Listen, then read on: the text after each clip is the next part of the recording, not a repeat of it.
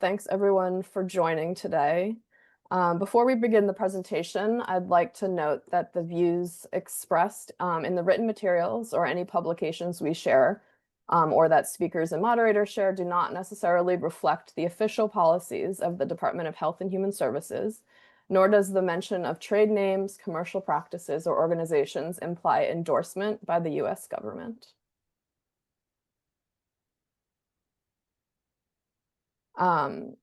My name is Taryn Patterson. I work with the Crisis System Response Training and Technical Assistance Center, who's been entrusted by the Substance Abuse and Mental Health Services Administration to provide support to states, territories, tribal organizations, and community partners across the 988 Suicide and Crisis Lifeline continuum of care. Next slide, please.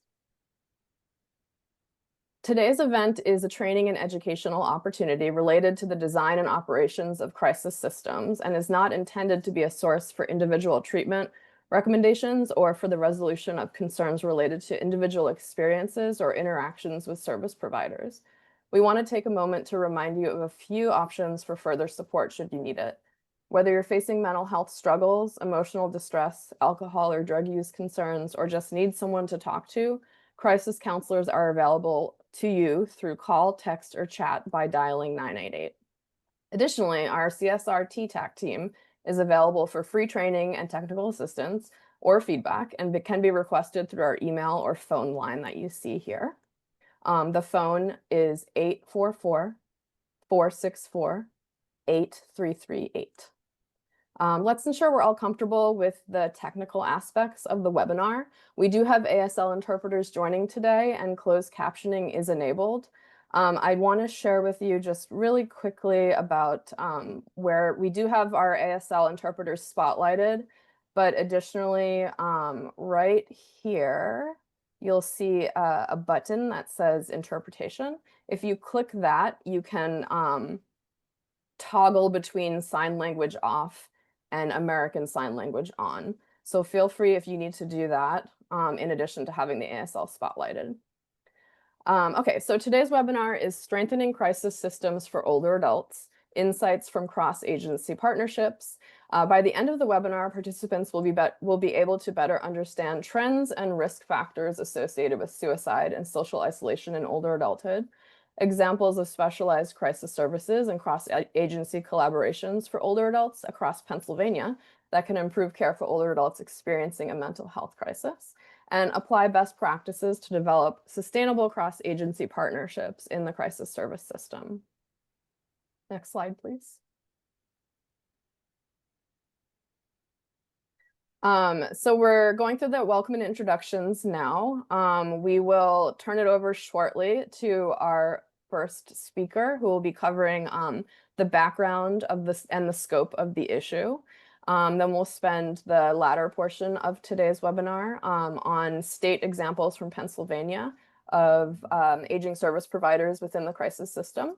And then we'll end with 15 minutes of Q&A. We received a few questions ahead of time, but we're hoping if you have any questions that come up throughout the webinar to please put them in the Q&A section down at the bottom of your screen. Next slide, please. We wanted to thank our SAMHSA point of contacts, Jill Mays and China Locklear. They could not be here with us today, but a thank you to them. Jill Mays is the Division Director of Crisis Systems Transformation, and China Locklear is a Public Health Advisor at SAMHSA. And they both lead these efforts within the older adult workstream. Next slide, please. All right, so I have the honor of introducing our two speakers for today's webinar. Dr. Kim Van Orden is an associate professor with the University of Rochester Medical Center, Department of Psychiatry. She's a member of the E4 Center National Advisory Board, and she's an expert in older adult suicide prevention and social isolation. Next slide, please. And we have Lynn Cooper, who's a behavioral health policy specialist with the Pennsylvania Association of Area Agencies on Aging. And she's an expert in state-level integration of behavioral health care for older adults and has worked with crisis care systems as well in Pennsylvania. So she'll share her wealth of knowledge with us today. And next slide, please. All right, so I'm going to turn it over to Kim. And as a reminder, feel free to use the chat function. If you have questions for the speakers or for the Q&A at the end, please use the Q&A function at the bottom. All right, good afternoon, everyone. I'm glad to be with you virtually to talk about suicide crisis management for older adults. And I'm going to talk to you about a framework that we can use for thinking about that called the 5Ds. So if you could go ahead to the next slide, that'd be great. I'm going to cover kind of three things with you today.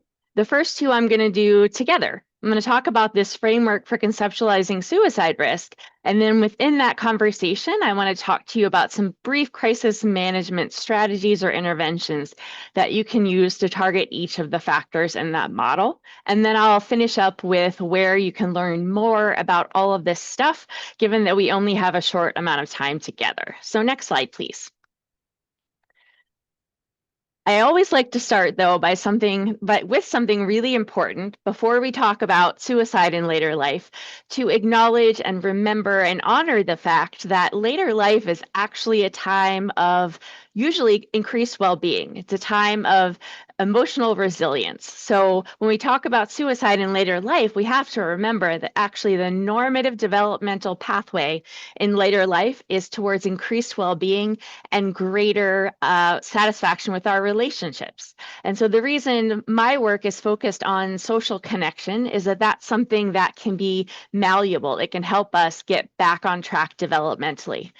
And at the same time, we know that suicide rates increase with age. So what I'm going to talk about today is how we can target those factors that might get an older person off track and toward a crisis, and how we can get them back on track developmentally and really thrive in later life. So we could go to the next slide. So why we need to talk about is suicide in later life. So first off, population aging is happening, which means that there are more and more older people in the world, more and more people who have the privilege of growing older. So older adults are the most rapidly growing segment of our population. And at the same time, we know that suicide rates increase with age, especially among men. And this is a phenomenon that's seen around the world. In the US, primarily that increase is due to men 75 and older, and in particular, white men. Suicidal behavior in later life is also more lethal, meaning that when an older person is thinking about suicide and they attempt suicide, they're more likely to die on their first attempt. And reasons for that are that older adults tend to be more planful and use more immediately lethal means, which in the US means firearms. Next slide, please. So what I'm going to talk to you about next is the 5Ds of late life suicide. And what I mean by that is it's kind of the 5 dimensions that can characterize older people who died by suicide. And they happen to all begin with the letter D. So this work came from, the foundations of it are from my longtime mentor and colleague, Dr. Yates Conwell, who was a leader in the field of doing psychological autopsy studies, which was a way to figure out kind of what was happening in the lives of older people who unfortunately died by suicide. And there's data from the psychological autopsies, as well as studies that have followed people over time. And together, those pieces of data have shown us these 5 characteristics that are common among people who are older who have died by suicide. And they are depression, access to deadly means, which often means firearms in the US, disease or multiple comorbid physical illnesses, disconnection, which can include social isolation as well as loneliness, and then disability, including distress over dependence. The important part of the model is the idea of compounding risk. So when an older person has more than one of the 5Ds and they start adding up, that's when risk increases. As well, an assumption of the model is that these aren't just things that give us a sense of someone's risk, they're also things that we can target. So we can think about the 5Ds as potentially things that are driving or influencing someone's risk.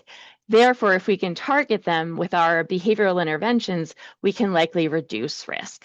Next slide, please. So what I'm going to do now is talk a little bit about those 5Ds and kind of what we know in terms of the literature, but also importantly, how you can use them in an actionable way. So we know that the goals of suicide risk assessment aren't really about prediction. They're about taking appropriate actions to manage someone's safety right now. And so a key part of that is helping them do some things that can reduce their risk. So these 5Ds can be used in safety planning. They could also be used in long-term psychotherapy to help someone make some changes in their suicide risk. But what I'm going to talk about today primarily is how you can think about these 5Ds within short-term crisis intervention, like in a safety plan. So next slide, please. So here's a slide with an intro to safety planning. I am confident that many of you know what this is, but you may not know about the resources that are available for doing this specifically with older people. So I have an example here about safety planning. And for those who don't know, it is a brief clinical intervention that that is a collaborative intervention with, say, an older person in this case, where they come up with a prioritized written list of warning signs, coping strategies, and resources to use. And we're going to think about the warning signs in our case today, primarily as the 5Ds. What you have up here as well is a great resource my colleague Elizabeth Conti developed with her colleagues at the VA about ways to deliver safety planning with older people that addresses some of the unique challenges that may show up when you're working with an older person, such as maybe they have some sensory impairment or some memory difficulties. So there are some resources for how you can tailor this and make sure that it fits the unique needs of an older person when doing safety planning. So you could go to the next slide, please. And on the next slide, I have an example of a manuscript that we published, Elizabeth Conti and I and several other of our colleagues, that talks about how to do safety planning with older people. And it uses a lot of the same material that I'm going to talk about today. So I want to let you know about it. If you like what you hear today and you'd like to try it out, that paper has some case examples that can really bring it alive, and it is available for free through PubMed Central. And I know you all are going to be getting these slides afterwards emailed to you, so you'll be able to get that link. All right, next slide, please. All right, so what I'm going to do now is I'm going to dig in to the 5Ds, and I'm going to tell you a little bit about them, what it looks like with an older person, and then ways you could potentially address it in safety planning. So depression and late life suicide, what we know. We know that mood disorders are very common among older people who died by suicide, even more common than at younger ages, and especially major depressive disorder. So up to 85% or even more of older people who die by suicide will have met criteria for a depressive disorder. At the same time, not all of those people will have received a formal diagnosis or treatment. So the disorder is very common, but treatment is rare. Another thing that is common is comorbidity. So having depression plus a medical illness in later life is the norm. Finally, it's important to keep in mind that depression often looks a little different in older people than it does in younger people. So, for example, an older person may present with apathy and anhedonia instead of sad or depressed mood. Their concerns or presenting concerns are often related to the body, to somatic concerns, things like trouble sleeping or fatigue, as well as cognitive concerns, so troubles with their memory or cognitive slowing. Next slide, please. So if you have an older person you're working with for whom depression is a driver of their risk, meaning that when they're talking to you about how they're feeling, their suicidal thoughts, their crisis, they talk about depression symptoms, thinking about targeting those in their safety plan can be very useful. And so what might that look like? I have some examples on this slide for you. For someone from whom anhedonia is particularly troublesome or really is bothering them, thinking about very simple, pleasant event scheduling. It could be things like planning exercise, planning a way to help someone else, prayer, or religious readings. Irritability or agitation is another common presentation and is a key warning sign for suicide risk.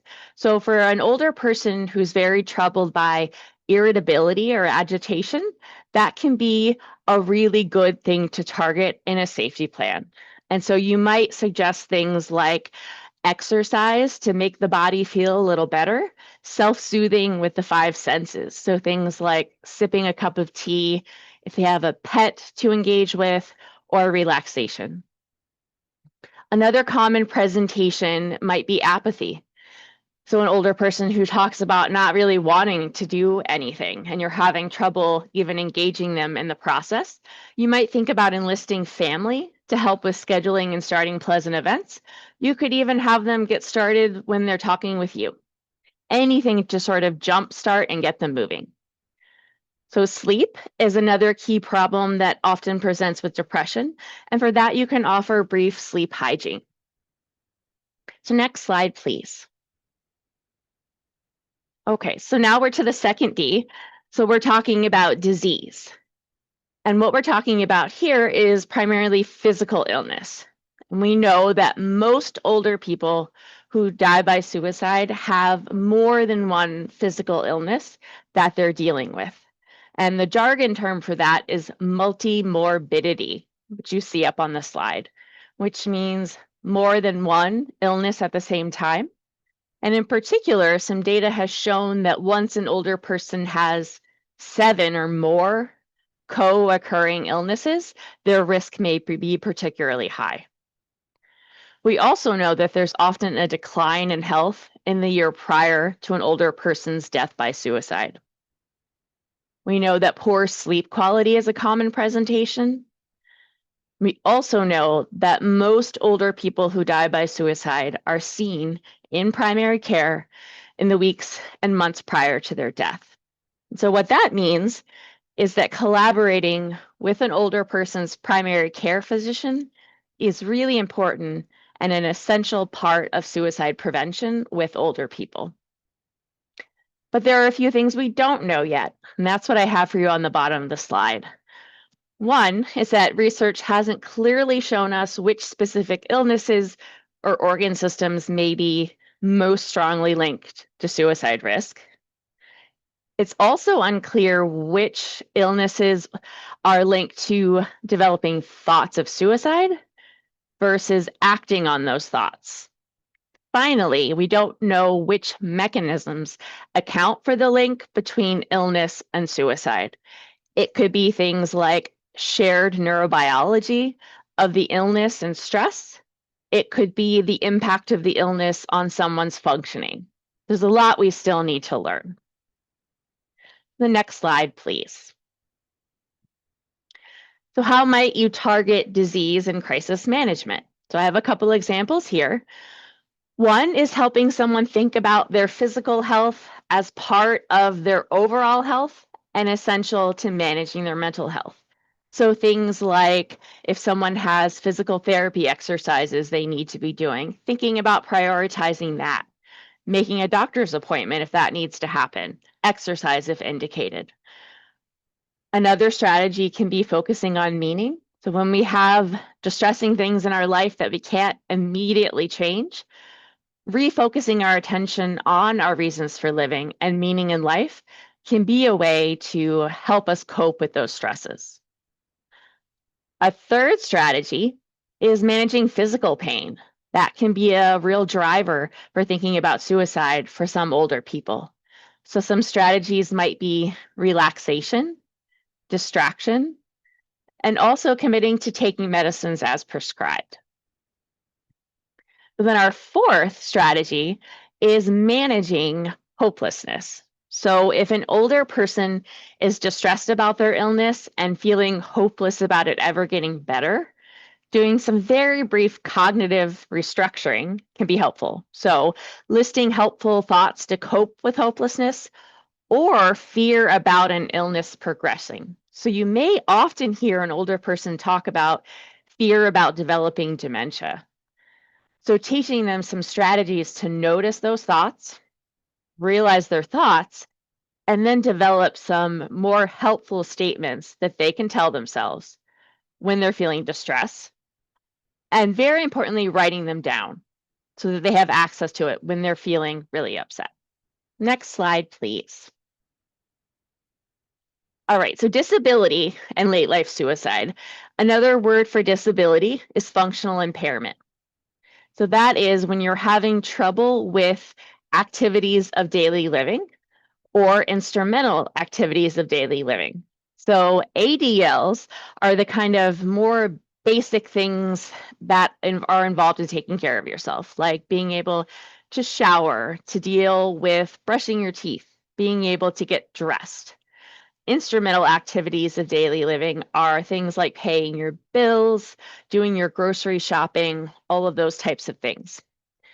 And then sensory impairment is when you might have trouble with your vision, you might have trouble, you might have experienced hearing loss, anything that can get in the way in that sense.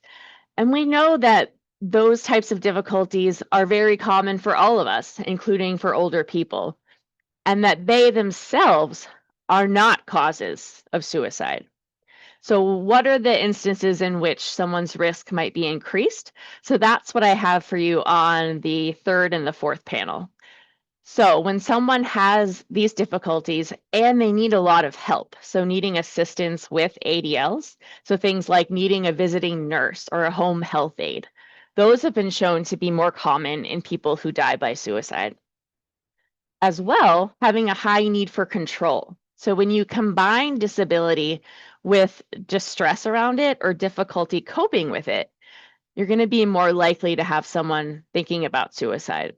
So people who have a high need for control, and then you put them in a situation where they can't control something, and they don't have some sets of flexible coping strategies, then someone may be more likely to develop suicidal thoughts. Finally, there's some very interesting and really powerful data showing that internalized ageism is linked to a decreased will to live. So thinking about later life as a time of decline and suffering and loneliness can itself become almost a self-fulfilling prophecy. So to the extent that we can all focus on the really beautiful things that can happen with aging, that can be a really important way for us to target suicide risk in our older people and our whole society. So next slide. So how would we think about targeting disability as well as concerns over dependence if that's driving someone's suicide risk?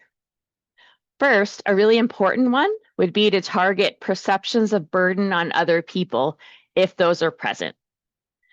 So I was lucky enough to be able to do some work early in my career on a theory of suicide called the interpersonal theory of suicide. And that theory talks about two types of experiences of social disconnection. The first is a lack of belonging with other people. The second is feeling like a burden on other people, so much so that other people would be better off if you were dead.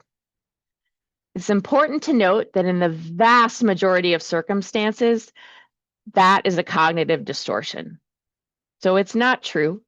Other people don't wish that person was gone, but the person really believes it.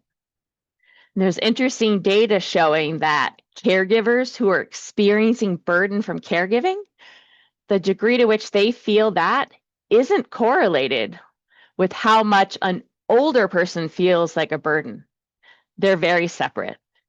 And so it can be very important to help an older person realize that those are just thoughts and they're not necessarily true. So how could you help them with that?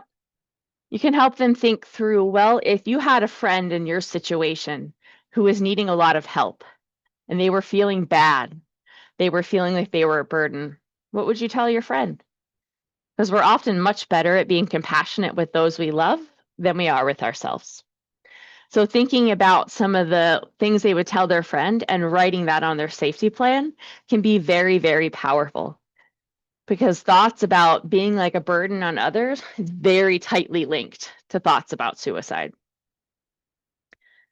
Another way to target perceptions of burden on others is to kind of act opposite to that. So put yourself in a situation where you're directly giving back or contributing to someone else's well-being. So help or support other people and promote dignity. And that doesn't have to be by going out and doing formal volunteering. One of my favorite examples with someone I worked with was that she planted a tomato plant and put it on her front porch for other people to stop by and take some tomatoes. So she had conversations and she was able to give back. So third would be tolerate distress. So it's something you can't necessarily change right away. So what are some things that someone can do to get through the moment? So meditation can be one, or acceptance exercises, things like the Serenity Prayer. Finally, there's problem solving. So there may be some things involving disability or dependence that an older person can change. So for example, if they need some resources. So thinking about getting access to transportation assistance, for example, can be a way to target disability and reduce suicide risk. Next slide, please. Social disconnection. So what we mean here is that there are lots of different ways that we can be connected and disconnected from other people. And we know that all of those ways of being connected or disconnected are really important for our health. So we know that those connections that create a sense of caring, of contributing, and of feeling connected to our community have a range of benefits for our health and well-being. Importantly, there are 3 intervention studies that have shown effects on suicide deaths in older adults ever and across the world. So that isn't a lot, so that's kind of a downer. But the good news is that all 3 had something in common, which is they were all involving promoting social connection. Now, the studies weren't designed to test that mechanism, but they do give us some clues that if we can improve social connection, we may reduce suicide risk. And the other thing I have on this slide for you are key correlates of one form of social disconnection, which is loneliness. And they may look familiar to you, and that's because they're very much the 5 Ds. So the reason I tell you about that is that if we can target social disconnection in older people, including loneliness, we can kind of have more bang for our buck. We can be impacting loneliness and thereby have an effect on suicide risk. But we can also impact all of the other 5 Ds. Because if you can improve loneliness, you can impact mental health, physical function, and cognitive function. So you're going to have both a direct and an indirect effect on suicide deaths. Next slide, please. On this slide, I have 8 examples of indices of social connection that have been shown to be linked to suicide deaths in later life. And I give you that example just to show how robust the findings are linking social disconnection to suicide in later life. So that's living alone, having a small network, not having someone to confide in. You can see all the examples up there. So social disconnection is one of the strongest predictors of suicide death in later life. Go to the next slide, please.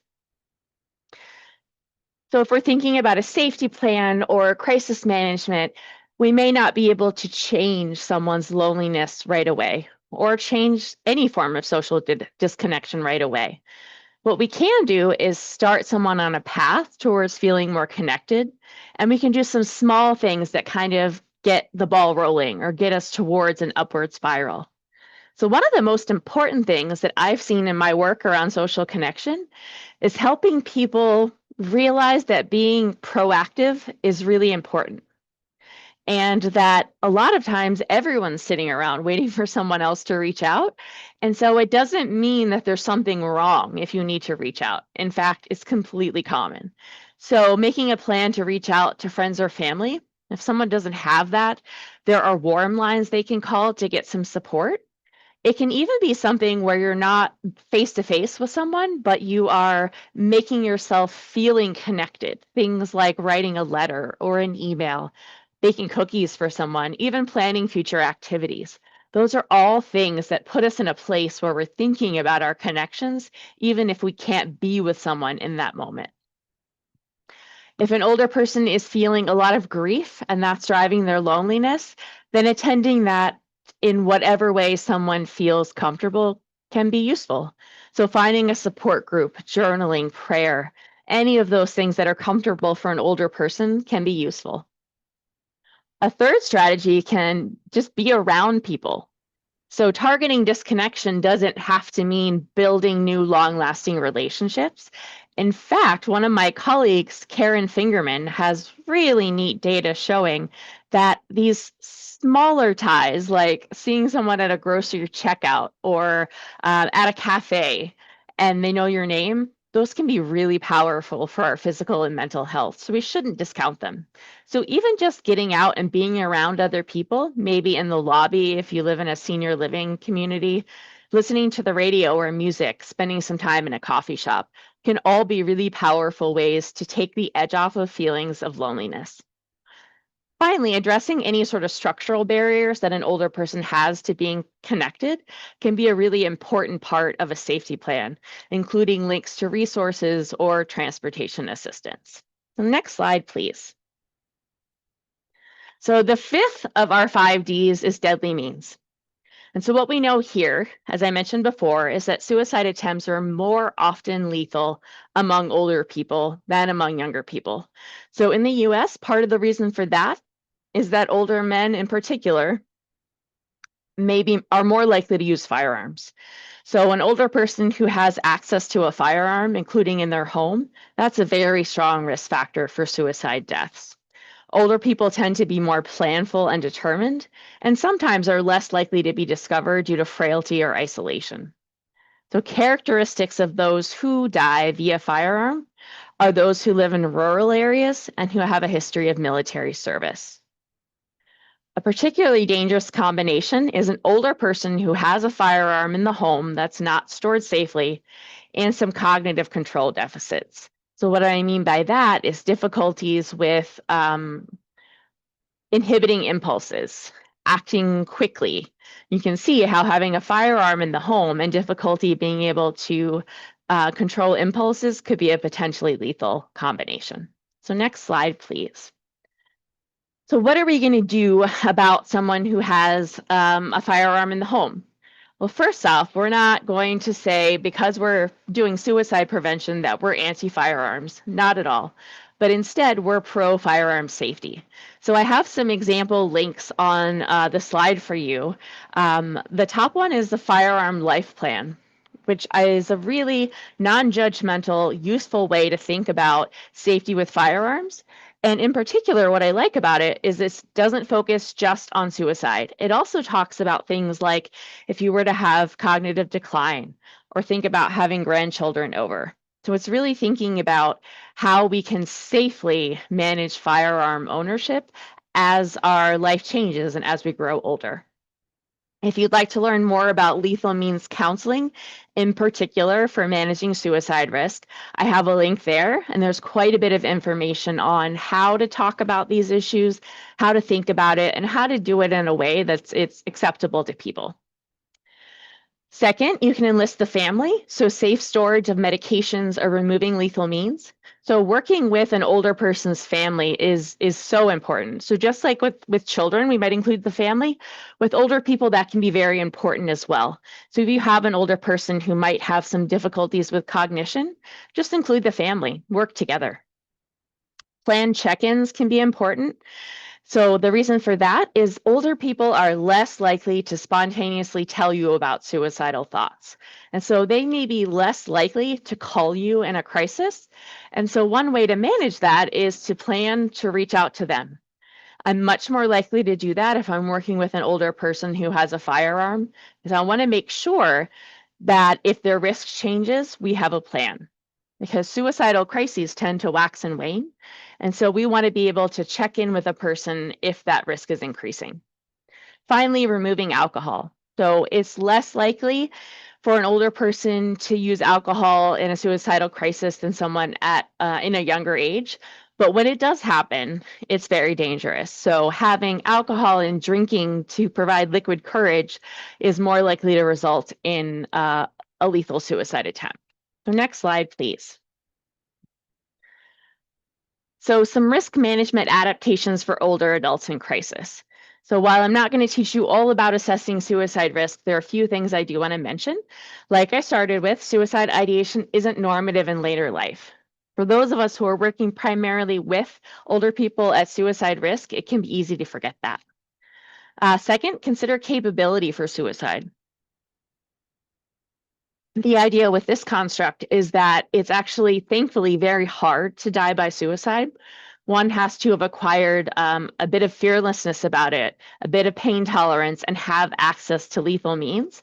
So if we can remove those things, it becomes kind of like a speed bump, and we can slow a person down, and there are more opportunities for helping someone. And as I mentioned, older people are less likely to spontaneously tell us about suicidal thoughts or reach out. So the more we can be proactive, the better. Next slide, please. So what I have for you on here is just an example of a safety plan. And you can see how you can target the 5Ds here. So if someone has depression, we're targeting troubles with sleeping, we're targeting appetite, we're targeting feeling like a burden, and there are strategies that can be linked to each of those things. So you can see that there are lots of 5Ds in here. There's social connection, social support. We see managing thoughts about being a burden. And so these are very they're not complicated strategies, but they can be incredibly potent. So sometimes simple is better. And so what I'm suggesting is that when you do a safety plan, you can be thoughtful with the person you're working with about the particular strategies that you use that are targeted to their particular presentation of suicide risk. So next slide, please. So what I have for you next is thinking about another potential example. So connection planning is something that my colleagues and I developed during the pandemic as a way to help people address social connection during physical distancing restrictions. So it can also be useful anytime. And the idea is that it uses the same skills as doing safety planning, but it really focuses not specifically on suicidal behavior, but on promoting social connection. So it can be a standalone program or it can be part of psychotherapy. And the idea is that it's slightly more intensive than making a referral or a simple recommendation. Instead, it has some parts of it that are addressing motivational barriers. One of the key parts of it is really psychoeducation about being intentional about connections. And even just doing that can be an intervention in itself. But then connection planning also applies basic cognitive behavioral therapy principles to helping people address their own personalized drivers for disconnection. And you can think about it if you were to deliver it in primary care as enhanced social prescribing. So next slide, please. So what I have here is an example of the cognitive behavioral model, and we don't change it. We use the same model, but we talk about how the thoughts that you have can drive whether you feel lonely or not, the actions you engage in, and also your body's physiology. And so connection planning provides that education and helps people think about ways they can address their thinking, their actions, and their body's physiology to increase social connection and manage loneliness. So next slide, please. So I wish I had more time with you today, but since I don't, if you'd like to learn more about connection planning, I have some resources here for you. There are some free handouts. We have an article that we published on connection planning that has examples that you can download for free. The VA also ran with connection planning, and my colleagues made an actual manual and a clinical service that you can read that manual as well. And then my colleague, Dr. Emily Bauer, and I developed a free training online. We have a module on connection planning for delivery in primary care, and also one for connection planning and long-term care. Both of those are free, and that's through the Finger Lakes Geriatric Resource Center. You just create an account, and then you can take any of those courses for free. All right, next slide, please. So I'm going to give you another example before I wrap up of how you might use the 5Ds when you're working with an older person. And if you're doing longer term treatment, so psychotherapy, for example, there's depending on which of the 5Ds your patient shows up with, you can think about targeting a different psychotherapy or using a psychotherapy in a different way. So, for example, an older person whose suicide risk is really tied into concerns about disability, you might think about problem solving therapy for coping with disability, for problem solving around it. An older person who's dealing with disconnection and grief, you might think about interpersonal psychotherapy as a way to target that and reduce their suicide risk. For someone who's experiencing depression after a new physical illness diagnosis, you could consider behavioral activation treatment to cope with that depression. Finally, my lab has done a lot of work on a problem-solving intervention called Engage Coaching that is focused on loneliness and helping someone get unstuck from disconnection. So go to the next slide. And I have about a minute, so I'm going to briefly tell you about this one, and then I will finish up. So engaged coaching is an adaptation of a psychotherapy for late life depression, but it focuses on targeting loneliness. And I have some examples up there of what our manual looks like. And on the right, I have an example of the core skill in Engage, which is an action plan. It's really problem-solving therapy, but we focus on social connection. And that's an example I did. My goal was to decide if I'm ready to adopt a new cat because I'd lost my cat of 8 years and I was heartbroken. And my friends kept telling me to get a cat. So you see some ideas for meeting my goal. Visit a cat cafe, visit a shelter, or look on petfinder.com. And I decided I'd look on petfinder.com. And then a really important part of any problem-solving intervention or engaged coaching is to get really specific. You list the steps. So what am I going to do, when, and exactly what am I going to do? So super specific. You can go to the next slide. And I'll show you how I did. And that is a real action plan that I did as I was teaching my staff about how to do action planning. And it worked, even though I wasn't planning on it working. So not only did I get one cat, I got two cats. And the reason I tell this story is that people are often worried with engaged coaching that we're asking them to be extroverts. We're not asking them to be extroverts. Instead, what we're helping people do is get unstuck. So for me, I had been grieving my mom, who I took care of with dementia, and then my cat died, and I was heartbroken and stuck in grief. And doing that action plan was just that little nudge I needed to really get going.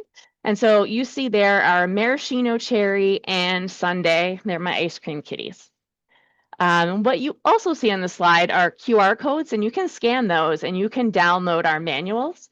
We are still doing testing to make sure that these interventions are optimized, but in the meantime, you are welcome to try out the coaching with your clients, with your patients, and just let me know how it goes. So next slide, please. I just have some resources for you. And I always like to end on this quote is a participant in my project who said, "I realized when I was connected to others, there was hope." And since I direct the Hope Lab, that always makes me feel extra good. All right, next slide, please. So you will have these slides. I just want to briefly orient you. There are some resources about safety planning there. If you'd like to get training in problem-solving therapy and behavioral activation that I mentioned, there's a link to the AIMS Center. Resources for suicide prevention for older adults grounded in the 5Ds. That's in the picture on the right. And that is something that I developed with the E4 Center, and you can have access to that. And in particular, that resource is focused on different underserved groups, including individuals from the Asian American community, from the Black community, all different groups that have been underserved traditionally in our resources. That guide breaks it down. Next slide, please. Okay, I mentioned the E4 Center, so they are why I'm here today. I get connected to so many things through them. So I want you to know about them, and then we'll go to the next slide. And in particular, a resource that you might be interested in is here, Foundational Competencies in Older Adult Mental Health. They have a whole wealth of resources, and I hope that you will check them out. And then I have one more slide. Next slide, please. Please do stay connected. So that QR code is to my lab. You also have an email address there. I study connection. I like to be connected. So please stay in touch. And with that, I'm going to turn it over to my colleague, Lynn Cooper, who is going to be talking to us about some real world applications of all of this stuff. So next slide, and I'll hand it over to Lynn.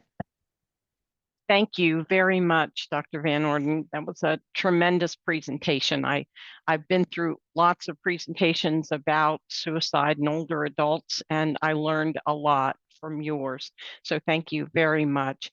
And thanks to those that are responsible for inviting me to be a part of this discussion. I am thrilled to have been invited and share some of the work that we are doing in Pennsylvania. I do want to clarify that I'm not an expert in anything except the work I've been doing and the plans we have for the future. Next slide, please.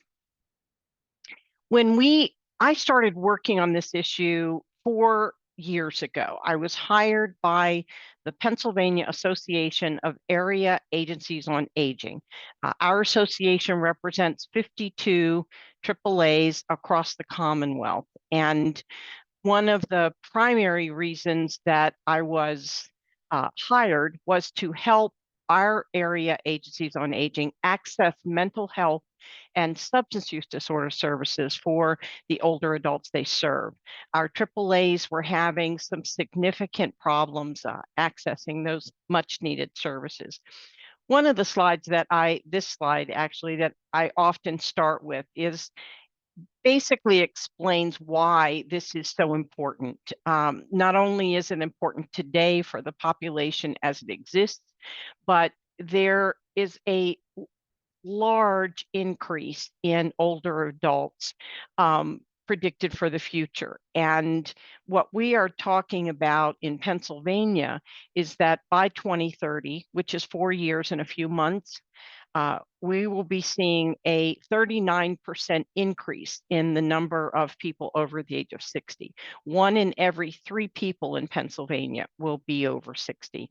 And you've heard so much about suicide rate, but I did want to emphasize that compared to all populations, the suicide rate for people 65 plus is 13.1, whereas 30.2 per 100,000 in the regular population. One county just recently shared a rate of 40% of their suicides were over the age of 65. Next slide, please. Access to mental health and substance abuse services is limited, and that's a fact. And it's limited for very many reasons. The first that we have encountered most in our AAAs is some bias that exists. You know, a perception that, well, of course you're depressed, you're 68 years old. Or 85 years old, and that is absolutely not a normal part of aging. And it shouldn't be accepted as such. Denial and stigma are huge, as they are with all populations. One of our biggest problems is the lack of information and knowledge on all levels, and we're working very hard in Pennsylvania to improve that. And certainly all kinds of issues related to finance and regulatory problems. Staffing shortages all over the world are certainly affecting our older adults. Next slide, please. One of the things that we've done recently, in fact, I just finished the final draft of a letter that we're sending to our state Office of Mental Health and Substance Abuse Services, requesting that older adults be considered a priority population in Pennsylvania. For example, in our drug and alcohol program in Pennsylvania, they have currently three priority populations: pregnant women, veterans, and IV drug users. We believe older adults should be added to that list. the consequences for not having these services are huge and much greater than the average person. Next slide, please. There are three distinct groups, and it's important to hear this. In the first group is individuals with long-term mental illness who are not, who are now entering the 60 plus age group. And the second is older adults that are currently experiencing or developing mental illness later in life, with anxiety and depression being most common. The first group, by the way, we generally don't have a lot of problems in our area agencies on aging accessing services for an older adult that has already been in the mental health system for a long time.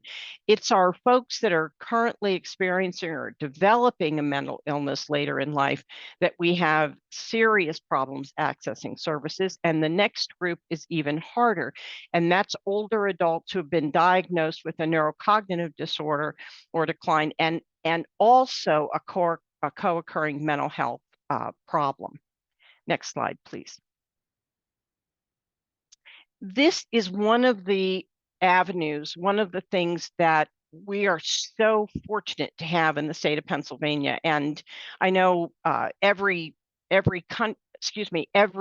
state in the country has a mental health authority. We're very fortunate in Pennsylvania. We have a very supportive Office of Mental Health and Substance Abuse Services. And what they did in 2022 was extremely helpful. They issued a bulletin that basically said to the mental health community, especially the crisis providers, that older adults that have a co-occurring disorder that includes neurocognitive issues and a mental health problem cannot be denied services. There's just a misunderstanding that older adults, when there is a crisis with mental health symptoms, or symptoms of mental illness rather, those folks deserve the same kind of mental health assessment and mental health treatment as any other older adult, even if there is a neurocognitive disorder present. And that's been a hard one for folks to understand sometimes. The perception was for many years, well, if the person has dementia, there's nothing we can do to help them. If they have a mental illness associated with that, there's a lot we can do to help. And one case study that Taryn and I were talking about, and I just mentioned it to her, and she said, please be sure to share that, was the a case that happened in Snyder County in Pennsylvania. We had an older adult, was a woman who was threatening to kill her husband, and she had apparently she had episodes like this before, and he called the police. The police came, and when the police called crisis in that particular case, crisis responded that was likely a neurocognitive problem, either dementia, some form of dementia, and that they were not the group to call, that they should call the Area Agency on Aging. And first of all, what's wrong about that scenario is that the Area Agencies on Aging in Pennsylvania do not provide crisis services, and we never have. We do protective services, but that's dramatically different than crisis services. We also do not provide mental health assessments or mental health treatment. In that particular case, even though we went out when police had called us, because we didn't have what we needed, both of these older adults ended up in the county jail. and were charged with domestic violence. Now, the next day, those charges were eliminated and they were released. But what a horrible, horrible, traumatic experience for those older adults. That is very unnecessary. Next slide, please. These are things that we just wanted to share with you that we did in Pennsylvania. And I've already talked about being hired in 2021. My primary goal was to work with county and statewide entities to identify the barriers and work on improving access. And as I said, we've had excellent relationships with the Office of Long-Term Living in Pennsylvania that oversees all skilled nursing facilities, and the Office of Mental Health and Substance Abuse Services, not to mention the county mental health administrators. There's not one group that I have reached out to meet with that has been nothing but welcoming and supportive, and basically saying they are seeing increases in these problems every single day, and they welcome an opportunity to work with us. We are proud to have 4 county task forces. If you don't have a county task force in your area responding to the mental health and substance use disorder needs for older adults, I encourage you to do so. Of course, we have a long way to go. We only have 4 and we have 67 counties, but we have seen this particular work. And the next item, which is what we refer to as an IAP process. It's an integrated adult planning process. And this was developed by a group up in Northeast Pennsylvania. We'll be talking a little bit more about it in a minute. But the bottom line is, what it helps to do is identify people who need to be a part of a complex case team to help find the appropriate placement for an older adult that is having a serious mental health problem. The training that we have been promoting has just been fantastic and well received. The E4 Center, we started partnering with E4 Center in December of 22, and they have been our just a lifesaver to our initiatives. And we have recommended training for numerous folks in the state of Pennsylvania through the E4 Center. In fact, I'm really proud to tell you that the Office of Mental Health and Substance Abuse Services in Pennsylvania is going to be strongly encouraging and providing support for folks to attend the 16-hour certification training there. And then the 988 modules we'll talk a little bit more about in a minute. The last couple of things, we just did a wonderful summit and conference. Next slide, please. What we've been doing, of course, is working to send out all kinds of bulletins and newsletters and being a part of those things in order to get the word out. We have regular and standing meetings with our county administrators, and in the state of Pennsylvania, because we are a commonwealth, our counties oversee the services that are provided to their citizens within their community. And every county is different in the state of Pennsylvania, but we've had nothing but positive response. We also have worked on needs assessments that we have done. No, the first needs assessment we did is of our area agencies on aging, asking them, what is your current relationship like with your local crisis program? We have strongly encouraged every one of our 52 AAAs to reach out to their local crisis program to determine and discuss and set up a plan for when an older adult is in crisis. And all of our AAAs have basically said they are more than willing to go out with the crisis program. But but their going alone is not helpful. They need someone who has the skills that the crisis person brings with de-escalation and needs assessments, et cetera. We've been doing a lot of statewide trainings, and when I mentioned the integrated adult planning process, that was developed by the Northeast Behavioral Health Consortium, and we've been doing everything we can to promote the use of that. Next slide, please. And these are, as I said, some of the things that we've been doing. I'm very happy and proud to say that I have had the opportunity now to serve as co-chair of our older adult committee of the Mental Health Planning Council. My understanding is that every state has some form of mental health planning council. I know some of them are large, like what we have in Pennsylvania, others are not so much.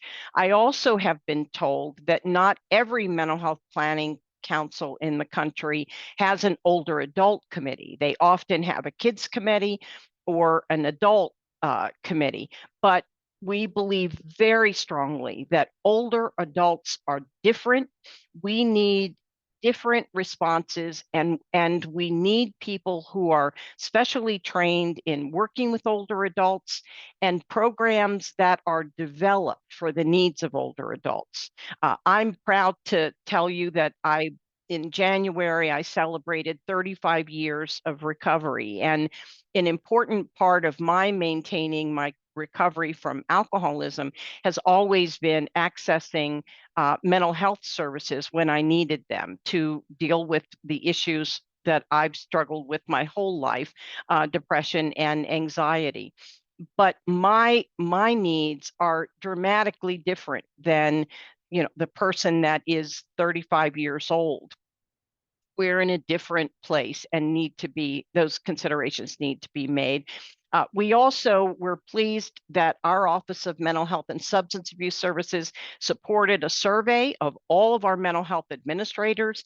And again, so proud to share that 49 out of 50 of our mental health administrators responded to that survey. We had been told that they had never seen such a great response. And again, lots of folks keenly understand the problems that exist here. Next slide, please. And again, our governor, Governor Shapiro, I know a lot of you have probably seen or heard of him. He is just a spectacular person and a tremendous governor, very supportive of mental health and substance use disorder services in the state of Pennsylvania. He organized early in his tenure, he organized a behavioral health council and a behavioral health, excuse me for the typo, by the way, there. Behavioral Health Council and a Behavioral Health Advisory Committee, which we've been fortunate enough to be a part of.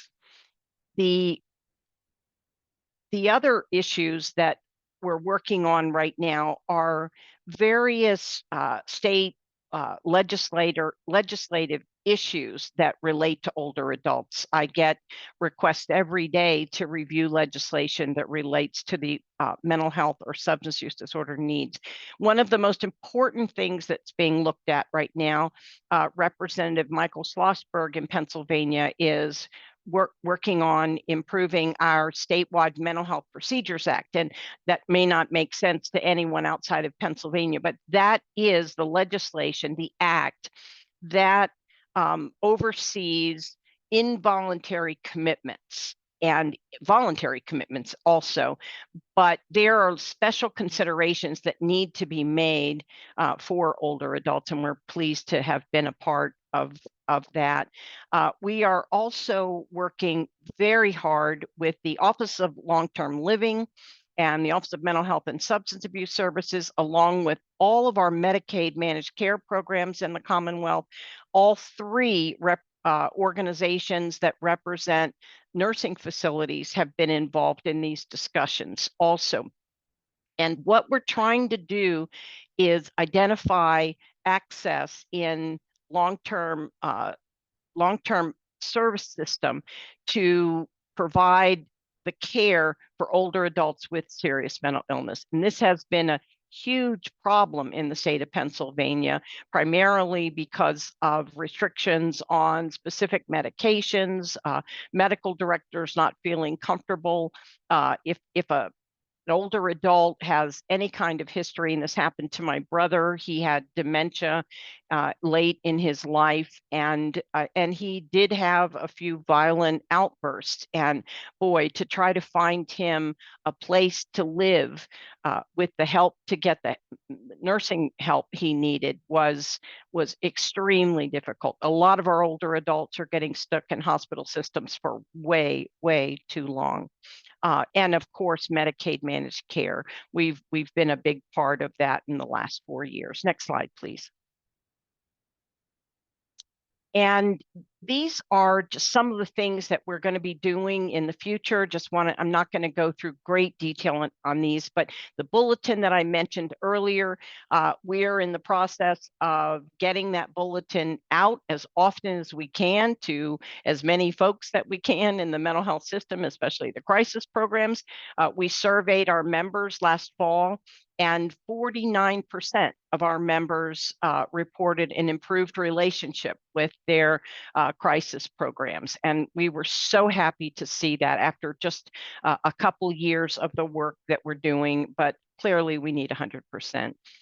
We're working on state and federal regulatory changes that we can make. The federal, of course, is going to be much more difficult. And I've actually, when I've said we need to make changes in Medicare, I often get just laughter in response to that statement. But we've got to make changes in Medicare. We are having such a hard time getting practitioners to bill Medicare because the rate is so low and the paperwork is so intense. We're also working with the Department of Health and all of the nursing facilities. We're in the very beginning stages here, but to look at some of the regulations regarding medication that we might be able to tweak in order to better serve our older adults. And I've really talked about Medicare, but we also are working to increase our task forces. Next slide, please. Working to improve treatment for older adults with co-occurring and neurocognitive disorders. This is an area that we are spending a great deal of time in trying to get folks to stop focusing so much on, is it a mental illness or is it a cognitive disorder? Let's just talk about treating the symptoms and focus there and go from there and work together to get the older adult they need. Peer support is critical, especially given our staffing shortages, and we're going to be seeing an increase of COPES, which is the older adult peer certification in Pennsylvania.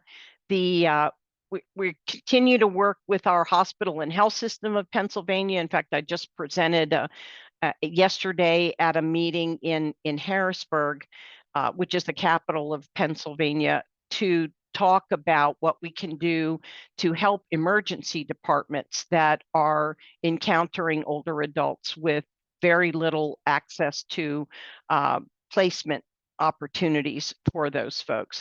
I already shared with you about the priority population, and we're still doing follow-up on the survey we sent to the mental health administrators and hoping to get the same one for drug and alcohol. Next slide, please. Working with nursing facilities, we talked about this, promoting the use of telehealth and all of the factors involved that need to make that happen. our AAAs, we're starting to look at some potential models where a AAA could actually set up telehealth capabilities within their agency. A lot of our older adults don't feel comfortable going to a mental health clinic, but they do feel very comfortable coming to their senior center or their AAA main office and trying to work with the mental health administrators in the communities to set up some special capabilities so that we can get at least some services via telehealth to our older adults. Obviously, we're going to continue speaking, continue working on complex cases, continue working with when it says CHC, BHMCO. I know acronyms are horrible, but it's basically Medicaid managed care in the state of Pennsylvania. CHCs oversee all of the nursing facilities and BHMCOs oversee all of the behavioral health Medicaid services. Increased community cross-training about older adults, and what we're trying to do is encourage all of our mental health administrators to train their staff on the needs of older adults, and we're also trying to train our area agency on aging staff to better identify when there might be a mental health disorder, and then helping them find the connection to services. Next slide, please. We are, and I'm almost finished here. We are promoting, one of the most important things is AAA's, area agencies on aging, are all about helping older adults stay in their community for as long as they want to. And so the whole concept of meeting older adults where they are and not expecting older adults to come to us, which is, of course, at home, in nursing facilities, at the AAAs, and at senior centers. The E4 Center, I can't speak enough about how helpful they have been to us. And if you're not familiar with the E4 Center, please get e4center.org, get on their website and check out all of the conferences that they have available. The 988 modules we are super proud of, because our P4A, we were fortunate enough to be a part of the very early development. When 988 was first, planning was first happening, and we were able to get a seat at the table, we asked, the first question we asked, of course, is what kind of special training do your 988 operators have regarding the needs of older adults? And the response was, at that time, they didn't have anything, but they were more than happy to work with us to make sure that something was available. So I immediately called Erin at the E4 Center, and she immediately got working on these 6 988 modules, 6 15-minute modules that talk about older adults, mental health, substance use disorder, suicide prevention. Anyway, they are just tremendous. And I want to emphasize, they have some handouts that have been developed for the modules that are just spectacular, one-page handouts that are super. So please take a look at those. And we know that some states around some other 988 programs have adopted these modules, and we hope every state does. We've got to get these 988 operators trained on how to help an older adult once they identify that that's who they're speaking to. The Mental Health Procedures Act we already talked about, and the Mental Health Planning Council. Those two are super important. In our Mental Health Procedures Act right now in the state of Pennsylvania, it actually says that that an older adult that has dementia cannot be denied services if mental health systems symptoms exist, but there's a lot of confusion because earlier in the act, it specifically says that no person can be involuntarily committed due to a substance use disorder problem, a dementia, they use the old-fashioned, outdated word senility, or developmental disability. So I just wanted to share that with you and encourage others to take a look at your involuntary commitment. And we are expecting new crisis regs anytime, and we're hoping to be a part of developing them. Next slide, please. These are just some, one thing we use very much, the utilizing cross-sector partnerships. We use that, and building and sustaining effective behavioral health for older adults.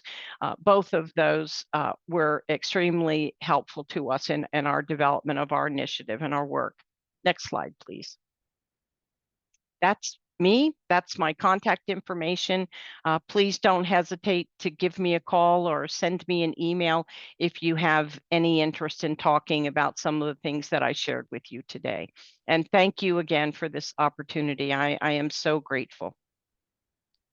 Thank you, Lynn and Kim, for the wealth of information. And thank you to everyone who attended and to our SAMHSA team. I wanted to outline the CE process for this workshop just quickly so everyone's aware.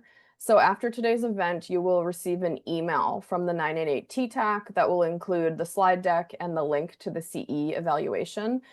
You can submit for CEs, or you can submit for attendance certification as well, so non-CE. So those who need attendance, make sure you don't miss that email. Upon successful completion of the survey, you'll be able to access and download the certificate right away. Next slide, please. Here's just a reminder, you'll be provided with this information, but these are all of the CE credits that will be available to the different disciplines. Next slide, please.